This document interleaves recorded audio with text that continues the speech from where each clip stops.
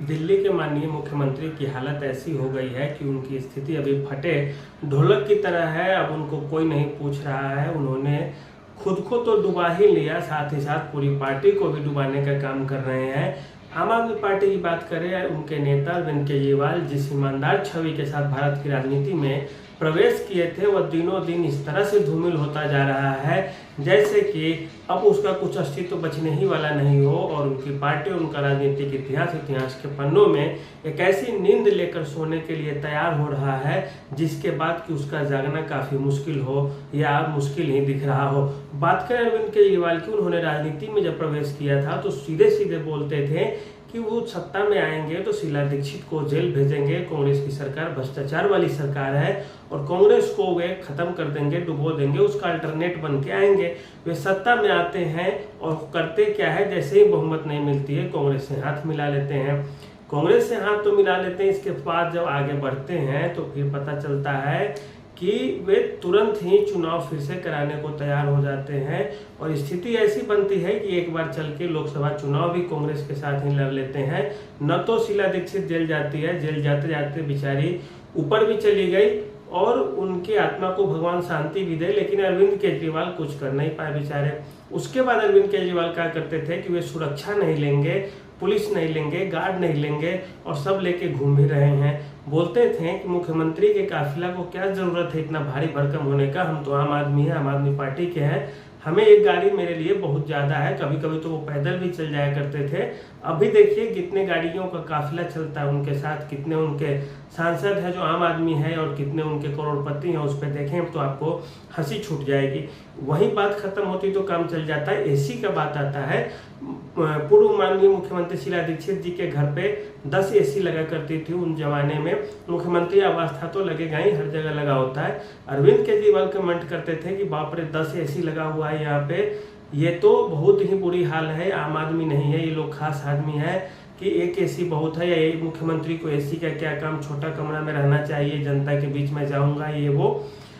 अब जब मुख्यमंत्री बनते हैं तो 5 से 10 साल में इनकी महत्वाकांक्षा इतनी ऊपर चढ़ जाती है कि ये अपने घर का पर्दा ही इतना लगाते हैं महंगा कि उतने में 10 या 15 एसी भी आ सकती है। इनके टाइल्स जो आए हैं वो इतने महंगे हैं कि उसमें एसी क्या, वो पूरे फ्लैट को या बोले कि कंपाउंड को अगर एसी बनाने की बात की जाए तो भी वो सस्ता पड़ेगा, टाइल्स महंगा पड़ जाएगा मुख्यमंत्री अरविंद केजरीवाल के आवास का। इतना ही पे काम चल जाता तो ठीक है। भ्रष्टाचार के मामले जो ये सबको बोलते थे उसमें भी ये खुद फंसते चले गए और खुद क्या फंसे, इनकी पार्टी ही पूरी फंस गई। जब हाईकोर्ट को भी कमेंट करना पड़ता है कि क्यों न हम अरविंद केजरीवाल की पूरी पार्टी आम आदमी पार्टी के खिलाफ ही मुकदमा चलाए, क्योंकि शराब नीति में सारे लोग मिले जुले हैं। अब तक जो अरविंद केजरीवाल कहा करते थे कि सब मिले हुए हैं जी, अब वही स्थिति हो गया कि भ्रष्टाचार के मामले में अरविंद केजरीवाल की पार्टी के सारे लोग मिले हुए हैं जी, कि कोर्ट भी कहते हैं कि आओ सबको मिलके क्यों नहीं मुकदमा चलाया जाए जी। अब ऐसी बात आ गई है, अब इसमें थू में होने लगी, किरकिरी होने लगी। फिर इन्होंने क्या किया, एक तरह से साथ लेने के लिए कि अब गर्दन पड़ा है किसी के पैर के नीचे तो पैर सहलाने में ही तो भलाई थी। वहां पे उन्होंने फिर से विद्रोह का आग जपाया कि पूरे देश को बताने लगे कि हम ईमानदार है, सरकार मेरे साथ कार्रवाई कर रही है और कांग्रेस भी तो वैसी ही पार्टी, उसे भी सहयोग की जरूरत थी। उन्होंने भ्रष्टाचार में लिप्त या भ्रष्टाचार के आरोप में फंसे हुए अरविंद केजरीवाल को भी साथ ले लिया, किसी तरह 2, 4, 5 सीटें मिल जाए हमें। लेकिन क्या हुआ कि न तो सीटें केजरीवाल को मिली, न सीटें कांग्रेस को मिली। दिल्ली की सातों सीटें कोई और पार्टी जीत जाती है। अब वो लगता है अरविंद केजरीवाल को कांग्रेस भी मेरे काम की नहीं है, फिर कांग्रेस से गठबंधन तोड़ देते हैं वे। फिर हरियाणा चुनाव आता है, फिर हरियाणा में सोचते हैं किससे गठबंधन करें। लगता है कि कांग्रेस से हम ज़्यादा मजबूत है हरियाणा में, तो खुद हरियाणा में केजरीवाल लड़ने लगते हैं। तो इनमें क्या है कि अस्थायी तो है ही नहीं किसी चीज़ को लेकर, और इनके लिए सबसे अच्छा होता है कि आप अपना स्टैंड क्लियर रखती है आम आदमी पार्टी कि हमें अकेले चुनाव लड़ना है, या ये 2, 4, 5 सहयोगी पार्टी है तो उनके साथ मिलकर बने रहते, क्योंकि सभी पार्टियां वैसे ही करती है लगभग।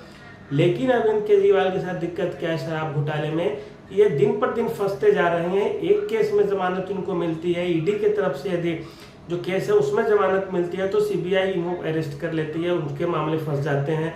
फिर जब सब पे सुनवाई होती है तो हाईकोर्ट भी जो फैसला है उसको रिजर्व में रख लेता है। फिर रिजर्व में रखता है, फिर किसी तीसरे केस की बात चलती है।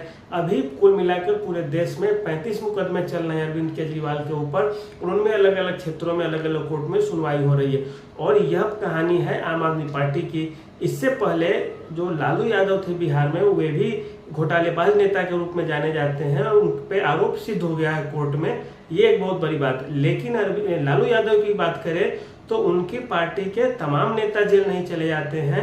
हाईकोर्ट का कमेंट नहीं आता है कि राजद के ऊपर ही क्यों ना मुकदमा चलाया जाए। बेचारे लालू यादव घोटाला किए, वो जेल जाते हैं, आते हैं, सजा होती है, भुगतते हैं, और अभी तक उन पे मुकदमा चल ही रहा है, जब वो काफी वयोवृद्ध हो चुके हैं। एक किडनी उनका काम नहीं करता, एक नया लगा है। तो ये तो हमारी न्याय प्रणाली का दोष है बहुत बड़ा कि 25 साल पुराना मुकदमा किसी का चल रहा है, कोई 40 साल की उम्र में यदि घोटाला भी कर दे तो उसकी पूरी जवानी ऐश मौज से गुजरेगी, उन्हीं घोटाले के पैसों पे गुजर जाएगी। और जब मुकदमा खुलने वाला भी होगा, जब लास्ट आएगा, तो उस समय तो आप मरने की अवस्था में रहेंगे, जेल में रहे या सड़क पर रहे, आपको क्या फर्क पड़ता है। तो उसी स्थिति से निपटने के लिए तो न्यायालय को सोचने की चीज़ है, खैर वो सब अलग चीज़ है। लेकिन अरविंद केजरीवाल के साथ है, ये तो लालू यादव से भी आगे निकल गए, क्योंकि इनकी पार्टी के सारे नेता जेल चले गए। मनीष सिसोदिया जो शिक्षा मंत्री बना करते थे और गीता का ज्ञान दिया करते थे कि ये ईमानदारी है, सत्यनिष्ठा है, कि काफ़ी सुंदर शिक्षा व्यवस्था है, उसमें भी वो फंसते चले जा रहे हैं। और बात वहीं पे रुकती तो काम चल जाता। सत्येंद्र जैन ने जिस चीज़ की शुरुआत की, उसकी कड़ी में सारे के सारे आम आदमी पार्टी के नेता फंसते चले गए, और किसी के पास ये जवाब तक नहीं है कि आखिर इस घोटाले में फंसे हैं तो इसका कुछ ऐसा कारण दे या कुछ ऐसा जवाब दे जिससे कि वे बॉडी हंस सके। मान लेते हैं 2 मिनट के लिए कि ईडी सीबीआई सरकार के अधीन काम करती है, तो सरकार का नियंत्रण है, लेकिन हाईकोर्ट सुप्रीम कोर्ट क्या सरकार के अधीन काम करती है? यदि आपके पक्ष यदि मजबूत है तो आप कोर्ट में जाकर दलीलें दीजिए और वहां से निकल के आ जाइए, इसमें क्या जाता है। लेकिन हर जगह पे आप फंसते जा रहे हैं, तो इसका सीधा सीधा सा मतलब है कि कहीं ना कहीं दाल में काला तो है ही, जिसका जवाब अरविंद केजरीवाल उनकी पार्टी नहीं दे पा रही। अब बात बढ़ती है कि जो नोट ट्रांसफर होते हैं दिल्ली से गोवा चुनाव में, उन नोटों का यदि फोटो भी यदि आ जाता है खिंचाकर और वह भी एजेंसियों को मिल जाती है, तो फिर इसका जवाब क्या दिया जाएगा। अब ऐसे में यह स्पष्ट हो गया है कि फैसला कुछ भी होगा, फंसेंगे तो पार्टी के नेता ही। मनीष सिसोदिया पे जब एजेंसियां कड़ी निगरानी करती है, पूछताछ करती है, अरविंद केजरीवाल एक सेकंड में बोलते हैं कि यह काम मनीष सिसोदिया का था, मनीष सिसोदिया ने किया, मैं नहीं किया था। अब बात है कि मुख्यमंत्री के बिना परमिशन के मंत्री कैसे कोई काम करेगा, वो अभी दिल्ली जैसे राज्यों में जहाँ 6-7 ही तो मंत्री होते हैं और आपस में सब घुले मिले होते हैं। इससे पहले तो बहुत दोस्ती थी, लेकिन जब फंसने की बारी आती है तो अपना पल्ला झाड़ लेते हैं। तो ऐसे करने से काम कैसे चलेगा। सबसे बुरी बात यह है कि जिस ईमानदारी का ढिढोरा पीट के आए थे वही भ्रष्ट हो गए।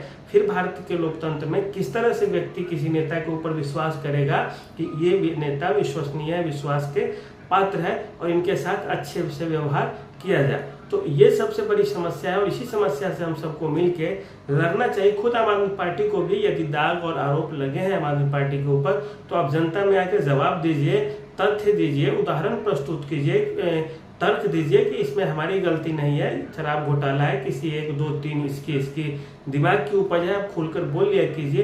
अब ये सीधे बोलेंगे कि घोटाला हम किए ही नहीं है, हम उसमें संलिप्त ही नहीं है, कोई है ही नहीं, तो फिर जनता भी आपको कहाँ तक माफ करने वाली है। तो कुल मिलाकर यही कहानी है अभी कि अरविंद केजरीवाल की जो राजनीति है वह चौपट होती जा रही है। खुद उसके विधायक देखिएगा अगले विधानसभा चुनाव में दूसरी पार्टियों से चुनाव लड़ेंगे और आम आदमी पार्टी को एक बहुत बड़ा सदमा मिलने वाला है, क्योंकि भ्रष्टाचार के आरोप जिस किसी पार्टी के ऊपर लड़ी है, चाहे वो सपा हो, बसपा हो या झारखंड मुक्ति मोर्चा की सरकार रही हो या राष्ट्रीय जनता दल की सरकार रही हो या हरियाणा में चौटाला की सरकार रही हो, जिस किसी पे आरोप लगे हैं उसका राजनीतिक इतिहास एक तरह से समाप्त हुआ है। वो पतन की ओर चली गई है। पिछले 15-20 वर्षों तक सत्ता में वापस आना फिर उनका मुश्किल हो जाता है। आम आदमी पार्टी देखिए किस तरह से इन आरोपों से बड़ी होती है या खुद को दूर करती है या जनता के समक्ष जाकर खुद को ईमानदार होने का परिचय देती है, यह तो समय बताएगा। लेकिन वर्तमान स्थिति यही है कि अरविंद केजरीवाल की ईमानदारी के ऊपर एक ऐसा धब्बा लग रहा है जिसे न तो कोई लॉन्ड्री वाले साफ कर सकते हैं, न ही कोई धोबी। तो आज के लिए इतना ही, धन्यवाद।